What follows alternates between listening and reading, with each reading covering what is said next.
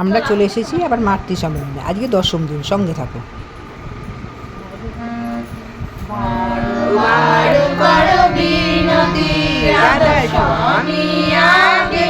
দয়া করো দাতা মেরে চিত চরণ লাগে জন্ম জনম রহি ভুলমে নাহি পায়া বেদা কাল কলমকে জালমে রহিব গত খেদা জগত জীব বড় মত ফিরে নিত চারো খানি জ্ঞানী যোগী পিল রহে সব মন কি ঘানি भाग जगा मेरा दिका मिले सब तुरुआई राधा स्वामी धाम का मुनि भे বুঝতে পারবে তোমার হৃদয়ে পবিত্র সান্ত্বনা আসছে, আর তাহলেই তুমি মৃত শান্ত ও আনন্দিত হবে।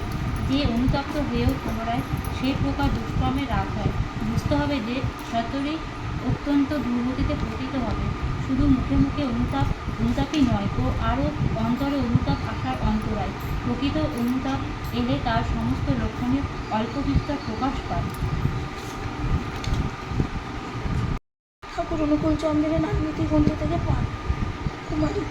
কুমারীর মেয়েদের পিতায় অনুরক্তি থাকা, তাহার সেবা ও সাহচর্য করা, তাহার সহিত আলাপ ও আলোচনা করা, উন্নতি প্রথম ও সুস্থ সুপার মানিকের কাছে পান।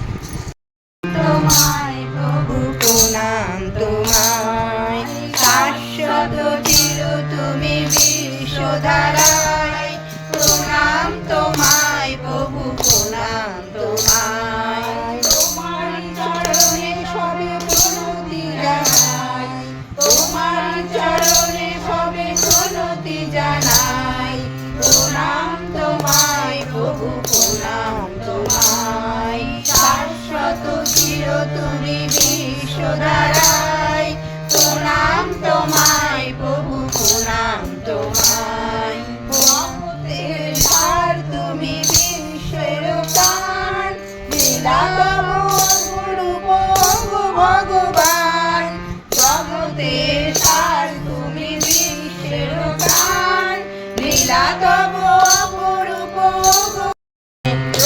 শশী দয়ালু তব মহিমায় প্রণাম তোমায় প্রভু প্রণাম তোমায় শাশ্বত চির তুমি বিশ্বধারায় প্রণাম তোমায় প্রভু প্রণাম তোমায় জাগ্রত চির সাদা বসন অঙ্গে শোভা পায় দিব্যরূপে উজ্জ্বল ছটায় দীপ্ত বিশ্বময় লাল পেড়ে সাদা বসন অঙ্গে শোভা পায় চন্দ্র সূর্য যেমন ছড়ায় জ্যোতি কিরণ চন্দ্র সূর্য যেমন ছড়ায় জ্যোতি কিরণ তারাও করে আরাধনা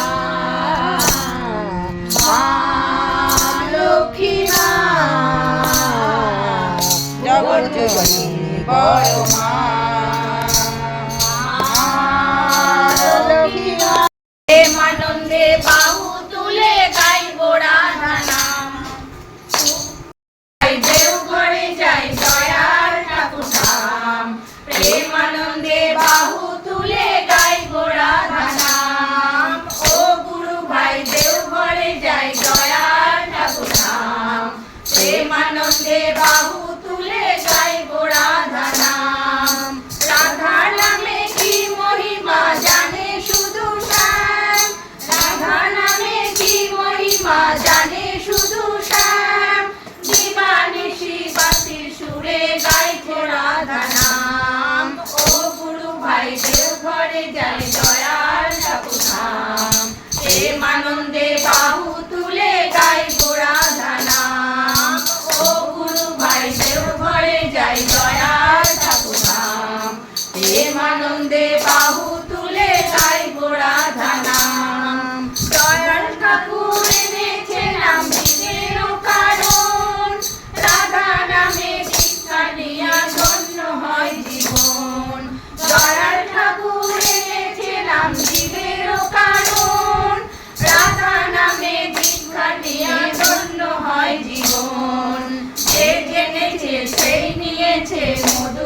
রাধা নাম।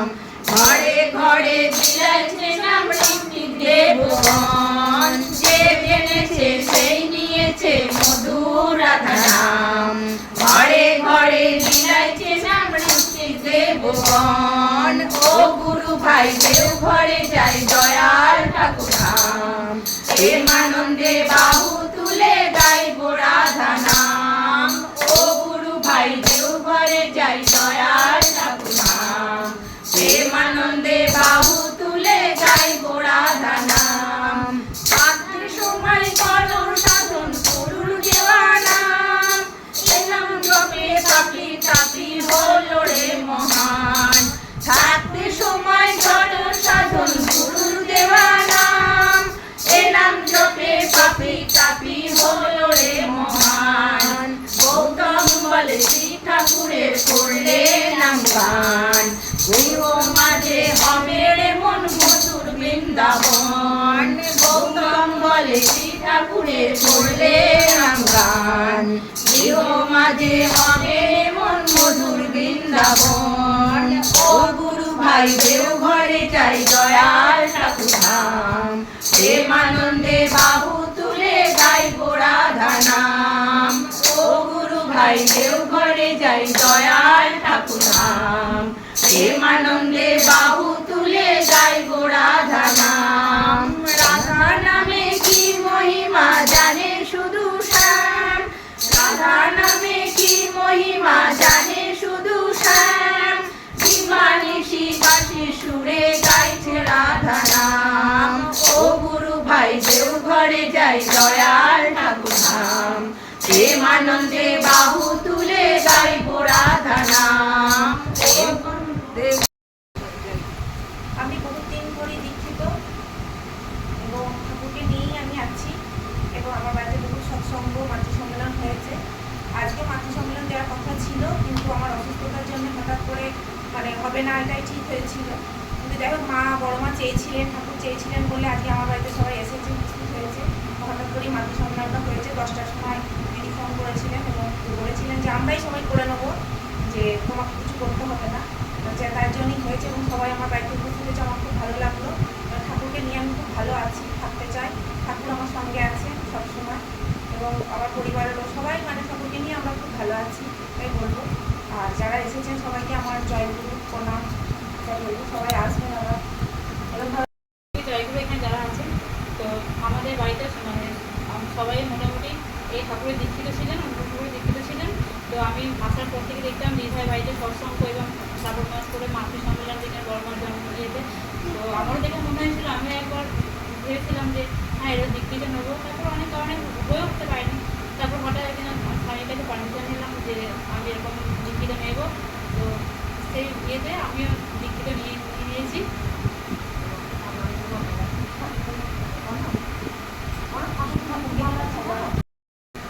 আমি অনুকূল ঠাকুরের দীক্ষা নিইনি, তবে আমার ভালো লাগে। আমার বাড়িতে ওনার আসন আছেন আমার ঠাকুর ঘরে, কারণ আমার বৌমা নতুন বিয়ে হয়েছে আমার ছেলে, আমার বৌমা এই ঠাকুরের দীক্ষিত। আমারও ভালো লাগে। আমিও সকাল সন্ধ্যা প্রণাম করি। যদি ঠাকুর চান আমি পরে দীক্ষা নেব। এই ঠাকুরের আমার দীক্ষা নেওয়া নেই, কিন্তু আমি ছোটোবেলাতেই দেখে আসছি। কারণ আমার পিছনে যে কাকিমা থাকেন তার বাড়িতে এই ঠাকুরের পুজো হয়, ওরা মাতৃসেবা দেয়, আমরা যাই। এখানে আসার পরে এই নবনীতা এখানে এলো, নবনীতা বাড়িতে প্রায় হয়, ও আমাদের বলে, আমরা আসি, আমাদের ভালো লাগে। এবার যদি ঠাকুরের ইচ্ছা থাকে, যদি উনি চান, তাহলে আমিও ভবিষ্যতে হয়তো নিতে পারবো। যদি উনি চান, তার হয়তো আমি পারবো না, তবে ইচ্ছা আছে বেশি। জগৎজননী বড় মার চরণে জানাই শতকোটি প্রণাম। পরম পূজ্যপাদ শ্রী বড়দার চরণে জানাই শতকোটি প্রণাম। পরম পূজ্যপাদ শ্রী আচার্য দেবের চরণে জানাই শতকোটি প্রণাম। এখানে সমস্ত সকল মায়েদের আমার আনন্দ জানি। আমি মায়ের দেখে দেখে দীক্ষা নিয়েছি, তো আমার দীক্ষা নিয়ে খুব ভালো লেগেছে। দীক্ষা মানে কি? দীক্ষা মানে হচ্ছে ঠাকুরকে প্রথমে আমি কিছু নিবেদন করবো, তারপর নিজে কিছু আহার গ্রহণ করবো। তো আমি সকালবেলা উঠি, ফার্স্ট সকালে কারোর মহিমা দেখে আমি সকালবেলা ইষ্টবৃত্তি করি। ইষ্টবৃত্তি করার ফলে আমার মনে একটা জোর আছে যে আমার এই যে ইষ্টবৃত্তি করলাম, কিছু দিলাম, সেক্ষেত্রে আমার আর কোনো বাধা বিপত্তি আসবে না। আর কোনো কিছু বাধা বিপত্তি আসলে ঠাকুরের যখনই নামটা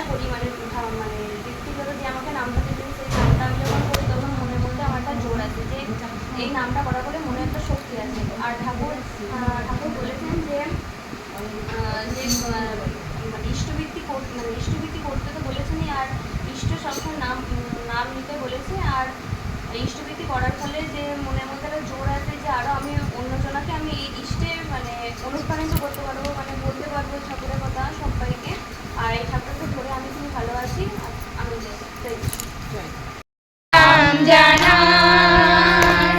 তুমি তোমারে প্রণাম জানাই, এসেছো তুমি প্রভু পিতা বলিতে, এসেছো তুমি প্রভু পিতা বলিতে, নাই নাই আর ভয় নাই, ওগো নাই নাই আর ভয় নাই, আমি তোমারে প্রণাম জানাই, আমি তোমারে প্রণাম জানাই। তোর জীবনে দুঃখ বেদনা ব্যথার রোদনে, কাতর জীবনে দুঃখ বেদনে ভরা ছিল আমার ব্যথার রোদনে, আসিলে তুমি হে মোর স্বামী, আসিলে তুমি হে মোর স্বামী, নাই আর শোকতাপ নাই, ওগো নাই আর শোকতাপ নাই, প্রেমী তোমারে প্রণাম জানাই, প্রেমী তোমারে প্রণাম জানাই। তোমারে রবিয়া তোমারে শরীর গোবিন্দ গোবিন্দ গোবিন্দ গোবিন্দ গোবিন্দ বলে সদা ঠাকুরে, জয় রাধে রাধে কৃষ্ণ কৃষ্ণ গোবিন্দ গোবিন্দ বলো রে, ছাড়ো রে মন কপট চাতুরি, বলনে বলো হরি হরি, হরি নাম পরম ব্রহ্ম, জীবের মূল ধর্ম, অধর্ম কুকর্ম ছাড়ো রে, জয় রাধে রাধে কৃষ্ণ কৃষ্ণ গোবিন্দ গোবিন্দ বল। মাতৃ সম্মেলন শেষে একটু ঠাকুরের কথা আলোচনা হচ্ছে, আচার্যদেবের কথা মায়েদের শুনতে অবস্থা থাকো, ভালো লাগবে। রেশম মতন দম বন্ধ হয়ে যাবার মতন অবস্থা মায়েদের। সেই জন্য আচার্যদেব বলেছেন যে রেশম কীট থেকে বেরিয়ে মাঝে মধ্যে এরকম বসে, এই যে এখনো একটা অনুষ্ঠান করে বসেছি কিন্তু মাঝে মধ্যে এরকম একটু বসে এই আড্ডাটা দিতে বলেছেন, যে রেশম কীট থেকে যেন আমরা বেরিয়ে আসতে পারি, সুন্দর একটা প্রজাপতি হতে পারি। ঠিক আছে, এটা মানে কি, এটা জ্ঞানের কথাটা, এটা আমাদের আচার্যদেব বলেছেন যে আমরা প্রত্যেকে ভালো থাকবো। ভালো থাকা মানে কিন্তু ভালো থাকা মানে কিন্তু দিদি বিশাল গাড়ি বাড়ি অট্টালিকা ওটা দরকার আছে, কিন্তু ওটাতে কিন্তু ভালো, ওর মধ্যে কিন্তু অশান্তি আছে। দেখুন, একটা গরিবের ঘরে অশান্তি, আবার একটা ধনীর ঘরে অশান্তি, তাই তো? ভালো থাকা হচ্ছে মানসিক দিক থেকে আমরা ঠাকুর কিনে ভালো থাকা, এইটাই। যাই হোক, খুব ভালো লাগলো। প্রার্থনা হয়ে গেল, প্রার্থনা হয়ে যাওয়ার পরে এবার তুমি ঘোরো, আচার্যদেব আসার মানে 2 মিনিটের মধ্যে স্টার্টিং হয়ে যাবে। তারপরে আমাদের আচার্যদেব আসবেন, এইবারে আচার্যদেব বসবেন, এবার ওই যার যা সমস্যা, এবার সব ছেলেদের একদিকে লাইন করলো, মেয়েদের একদিকে লাইন করলো, এবার যার যা সমস্যা আচার্যদেবের নিবেদন হয়। ওখানে কোনো তাবিজ কবজ ওষুধ কিচ্ছু না, ওনাকে খালি ওখানে খালি তোমার ইয়েটা বলে দেবে, পথটা বলে দেবে, এইটাই পথ। ওই আচার্যদেব বলছেন বাক সিদ্ধ, উনি যেটা বলবেন আবার আপনাকে নিবেদন করতে হবে না, আপনার মনে যে প্রশ্নটা নিয়ে যাবেন যতগুলো, সেই প্রশ্নের উত্তরগুলো আমি ঢুকতে দেখবেন ওই কথাগুলি আপনাকে আলোচনা করবেন। হ্যাঁ, এটা হচ্ছে সুন্দর একটা দিয়ে আপনি যে সমস্যাটা নিয়ে সমাধান করতে গেছেন সেই সমাধানটাই আমি গিয়ে আগে শুনবো। ওইটা না, ওইটা কি বলো তো, ওইটা মানে চট করে সময় মানুষ সবার মাথায় ঢুকে না, ঠিক আছে, সবাই ধরতে পারে না। ওটা বলে দিলাম, গেলেই ওর উত্তরটা দেখবেন। খেয়ালটা রাখলে পাওয়া যায়, খেয়াল রাখলে পাওয়া যায়, হ্যাঁ, খেয়াল রাখলে পাওয়া যায়, খেয়াল রাখলে ওটা পাওয়া যায়। তারপরে ওই যে আচার্যদেবের কাছে নিবেদন হয়ে গেল, এইবার হচ্ছে চলে যাও আনন্দবাজারে খেতে, মানে খাওয়া দাওয়া, পুরো 8 তলা বিল্ডিং আছে। এখন ওগুলো বলে তো বোঝানো যাবে না, ওখানে পাতা আছে, পাতা নেবে, হাত ধোবে, বসবে, খাবে, পাতা খেলতে চলে যাবে। এবার আবার এসে শুয়ে পড়ো, শুয়ে পড়ে আবার সন্ধ্যাবেলায় মানে ওখানে মানে প্রত্যেক মানে 6 মাস 2 মাস 3 মাস অন্তর অন্তর গেলে যে চার্জ আমাদের দেহ মন চাপ, এই জন্য এতখানি দেওঘরে করি। আর দেওঘরে ওই যে থাকা খাওয়াটা, থাকা খাওয়াটা ওদের পয়সা লাগে না। মানে আমরা সব